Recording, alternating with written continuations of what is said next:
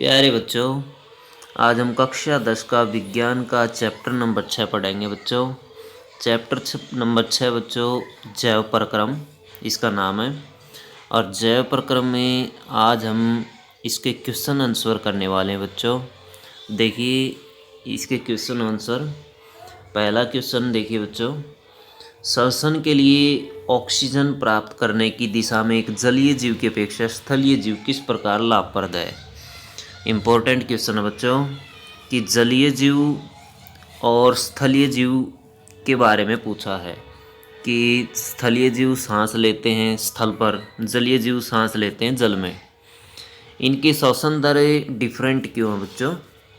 Answer देखिए, स्थलीय जीव श्वसन के लिए वायुमंडल की ऑक्सीजन का उपयोग करते हैं। वायुमंडल में उपस्थित जो ऑक्सीजन है उसका उपयोग करते हैं, जबकि जलीय जीव बच्चों जो जीव जल में रहते हैं वे जल में विलेय ऑक्सीजन का उपयोग करते हैं। कौन सी ऑक्सीजन का? जल में विलेय। विलेय का मतलब होता है घुली हुई, जल में घुली हुई ऑक्सीजन का प्रयोग करते हैं।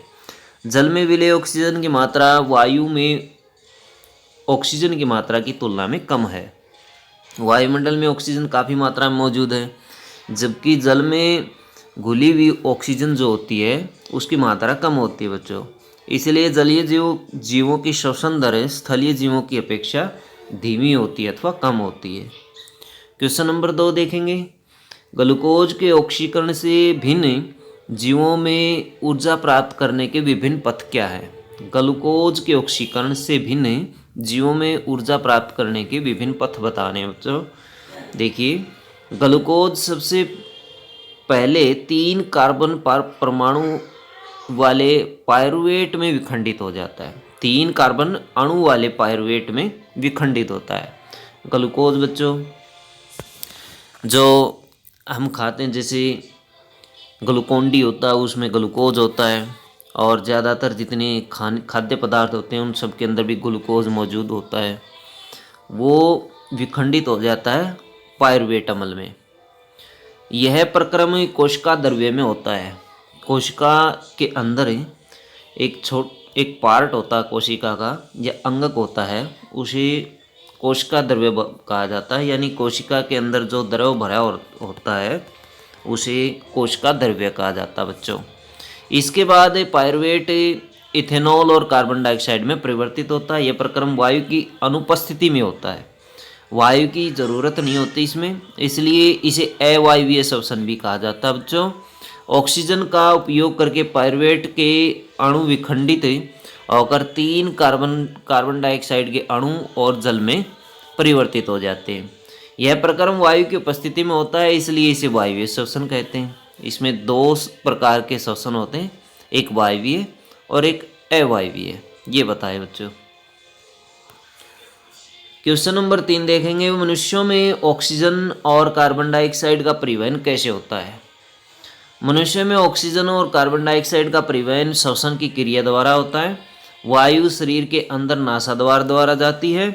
यहाँ से वायु कंठ द्वारा फुफ्फुस होते फेफड़े बच्चों, फुफ्फुस में प्रवाहित होती है। श्वास चक्कर के समय जब वायु अंदर और बाहर होती है, फुफ्फुस अथवा फेफड़े सदैव वायु का अवशिष्ट आयतन रखते हैं, जिसे ऑक्सीजन के अवशोषण और कार्बन डाइऑक्साइड के मोचन के लिए पर्याप्त समय मिल जाता है। परिवहन किस तरह से होता है हमने ये पढ़ा बच्चों। ऑक्सीजन का परिवहन रक्त के माध्यम से होता है। रक्त लेके जाता है, परिवहन शरीर के विभिन्न भागों में रक्त पहुंचाता है ऑक्सीजन को, और कार्बन डाइऑक्साइड को फेफड़ों में छोड़ देता है।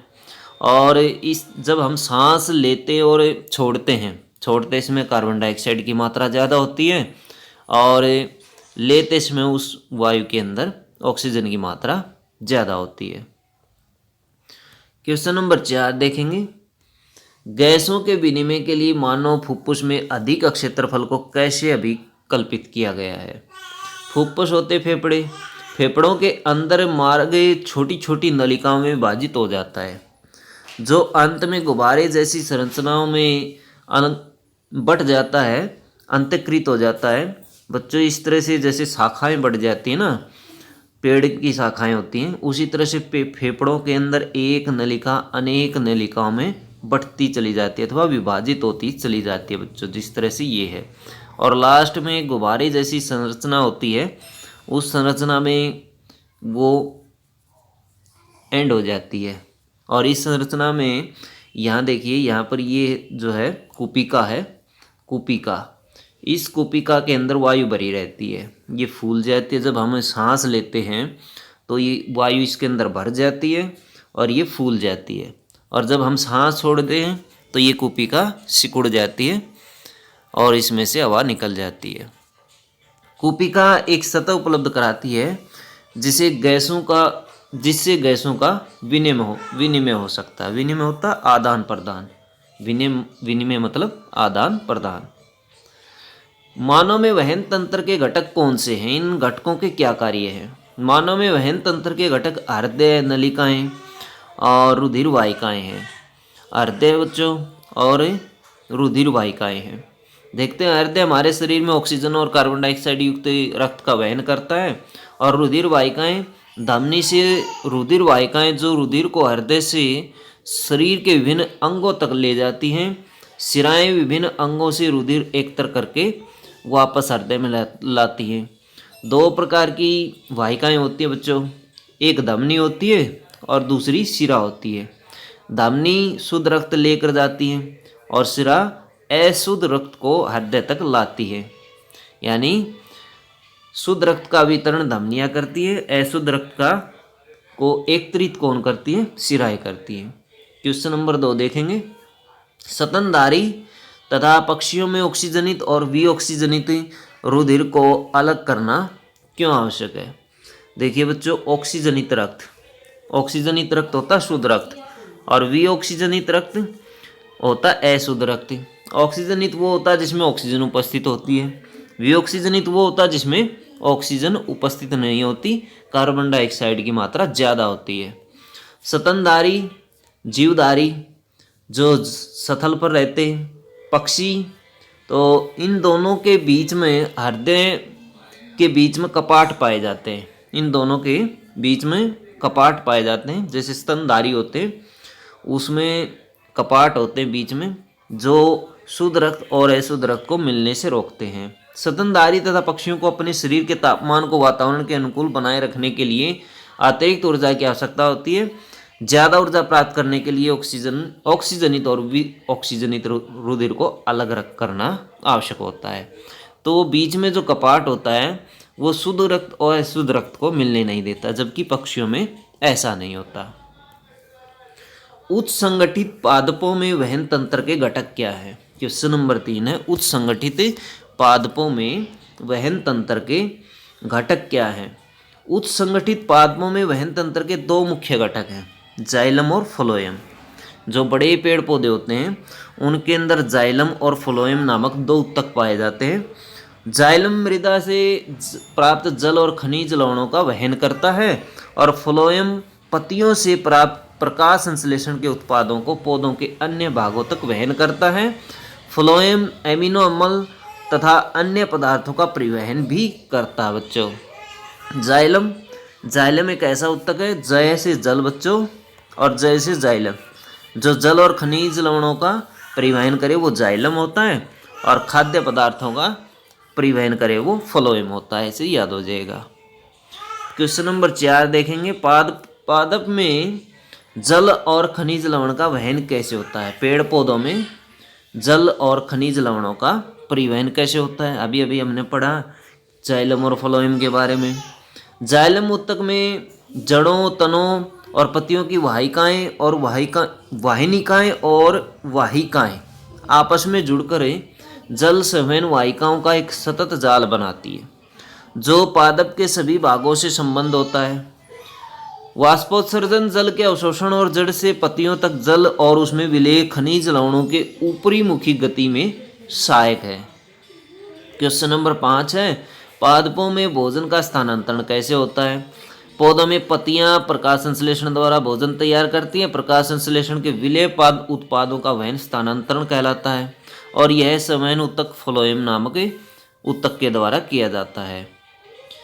आगे देखेंगे, वृक्काणु अथवा नेफ्रॉन की रचना और क्रियाविधि का वर्णन कीजिए। वृक्क उदर में रीढ़ की हड्डी के दोनों ओर स्थित होते हैं। जहाँ बच्चों नीचे रीढ़ की हड्डी समाप्त होती है उसके लेफ्ट और राइट में 2 किडनी होती हैं जिन्हें वृक्क कहा जाता है। वृक्क में आधारी निस्यंदन, निस्यंदन होता है बच्चों छानना, जैसे हम चाय छानते हैं। निस्यंदन एकक बहुत पतली भित्ति वाली रुधिर कोशिकाओं का गुच्छा होता है। प्रत्येक कोश केशिका, यह है बच्चों केशिका, केशिका होते बिल्कुल बारीक पतली नलिका, बिल्कुल बारीक पतली नलिका। केशिका गुच्छ एक नलिका के कप के आकार के सिरे के अंदर होता है। वृक्क में ऐसे अनेक निस्यंदन एकक होते हैं, ऐसे कई गुच्छे होते हैं निस्यंदन के छानने के, जिन्हें वृक्काणु अथवा नेफ्रॉन कहा जाता है। जैसे हम चाय छानते हैं बच्चों, छलनी की तरह निस्यंदन एकक पाए जाते हैं। उन निस्यंदन एककों को वृक्काणु अथवा नेफ्रॉन कहा जाता है। नेफ्रॉन किडनी की सबसे छोटी इकाई होती है बच्चों। एक किडनी के अंदर लगभग 10 लाख नेफ्रॉन अथवा वृक्काणु मौजूद होते हैं।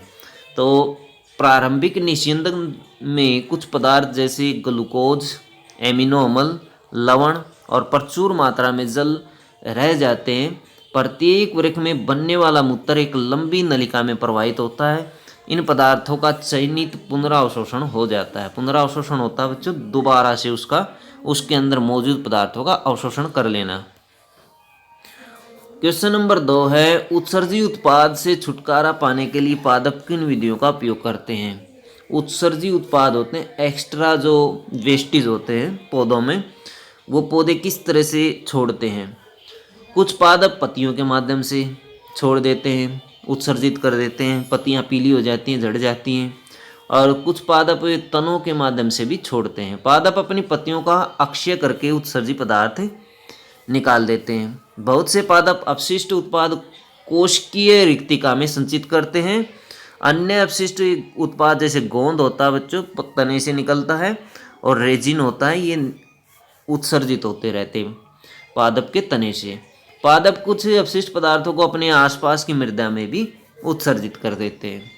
क्वेश्चन नंबर 3 है, मूत्र बनने की मात्रा का नियमन किस प्रकार होता है। मूत्र बनने का उद्देश्य रुधिर में से वर्ज्य पदार्थों को छानकर बाहर निकालना होता है। वर्ज्य होते हैं बच्चों जहरीले और बेकार पदार्थ। मूत्र बनने की मात्रा का नियमन हमारे द्वारा पिए गए जल की मात्रा, शरीर द्वारा अवशोषित भोजन और विभिन्न हार्मोन्स पर निर्भर करता है। क्वेश्चन नंबर 1 देखेंगे बच्चों, अभ्यास का क्वेश्चन है। मनुष्य में वृक्क एक तंत्र का भाग है जो संबंधित है किससे, उत्सर्जन से संबंधित है। क्वेश्चन नंबर 2, पादप में जाइलम उत्तरदायी है किसके लिए, जल के वहन के लिए, जल का वहन करता है जाइलम। क्वेश्चन नंबर 3, स्वपोषी पोषण के लिए आवश्यक हैं कार्बन डाइऑक्साइड और जल, क्लोरोफिल, सूर्य का प्रकाश, उपरोक्त सभी। इसका आंसर आएगा उपरोक्त सभी।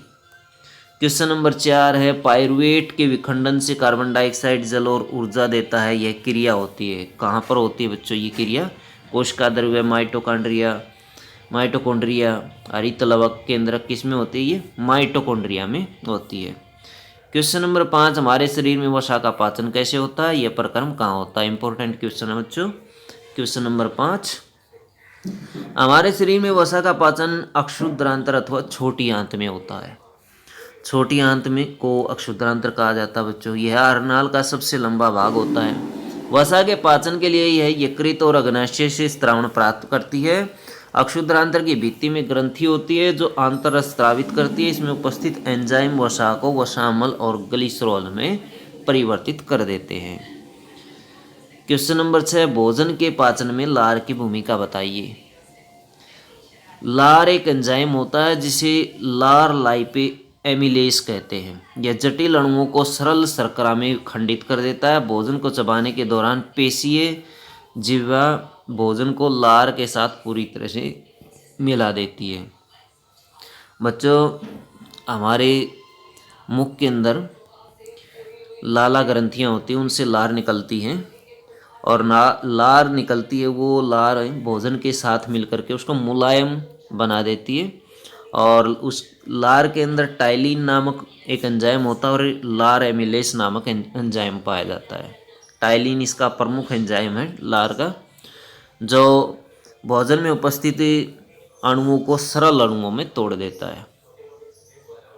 क्वेश्चन नंबर 7 देखेंगे, सपोषी पोषण के लिए आवश्यक परिस्थितियां कौन सी हैं और उसके उपोत्पाद क्या है।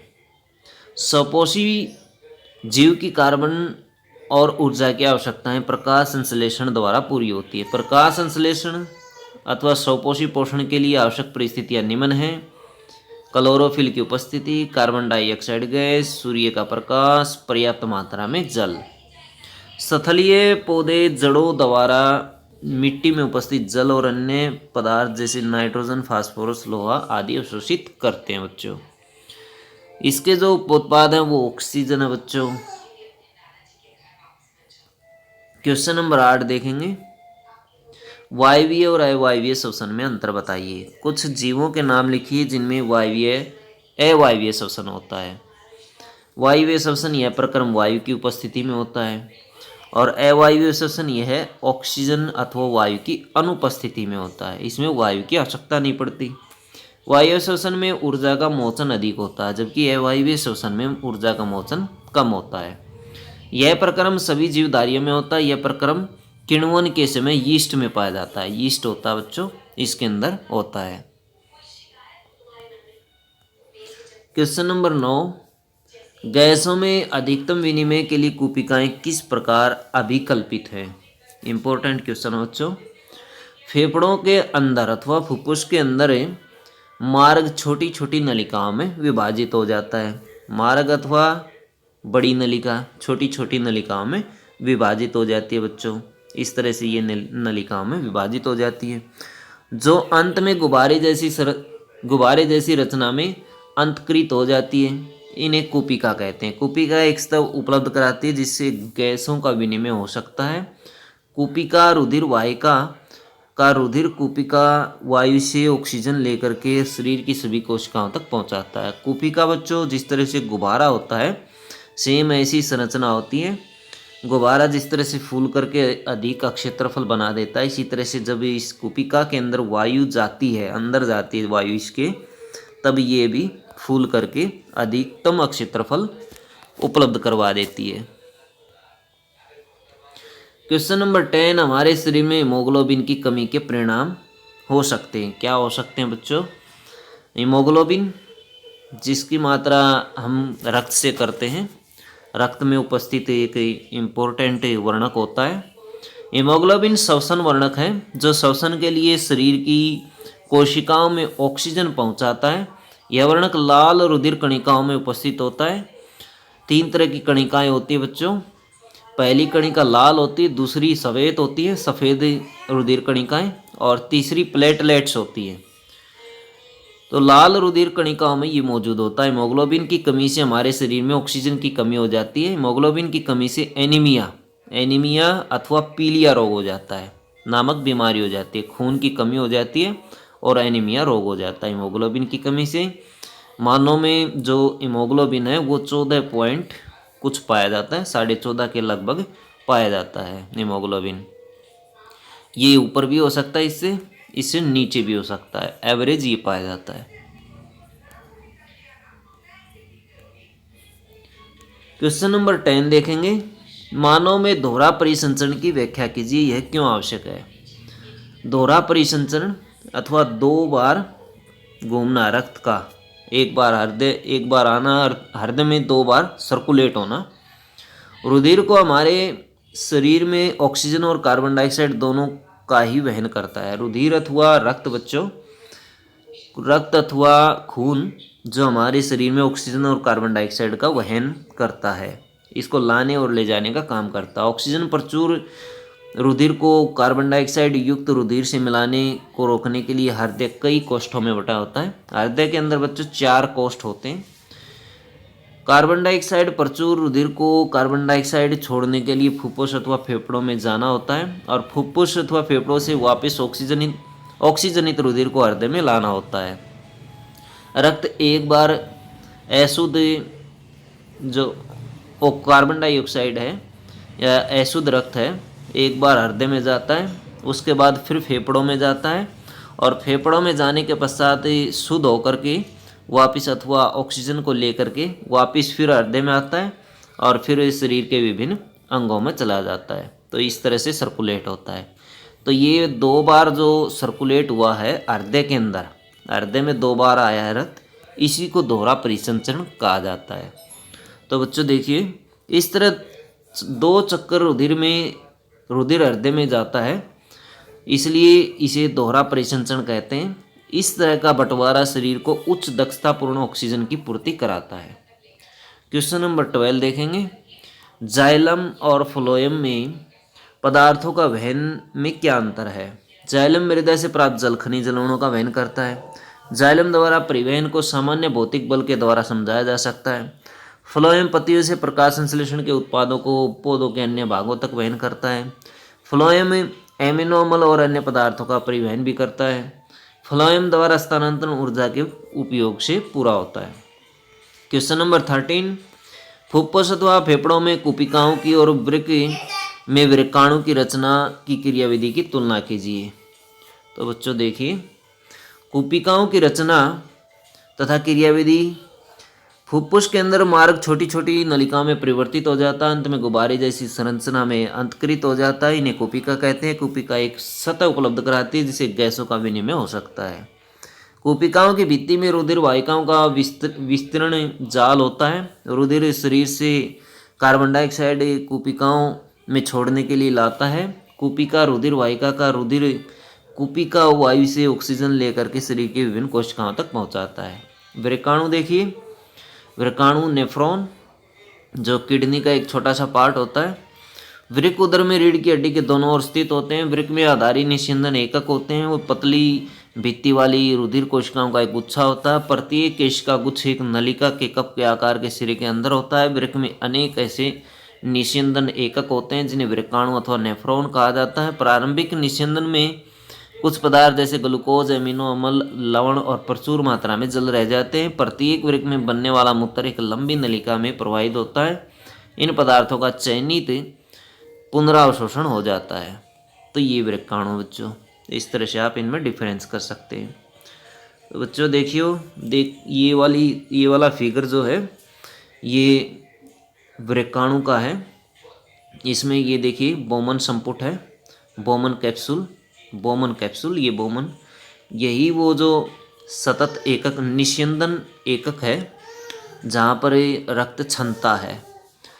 तो रक्त ये केशिकाओं का गुच्छा है जो रक्त को छानने का काम करता है। ये अवरोही नलिका है, आरोही नलिका है, वासा रेक्टा ये संग्रह नलिका है जहाँ पर मूत्र एकत्रित होता है। ये वाली लंबी जो नलिका है ये संग्रह नलिका है जहाँ पर रक्त एकत्रित होता है बच्चों।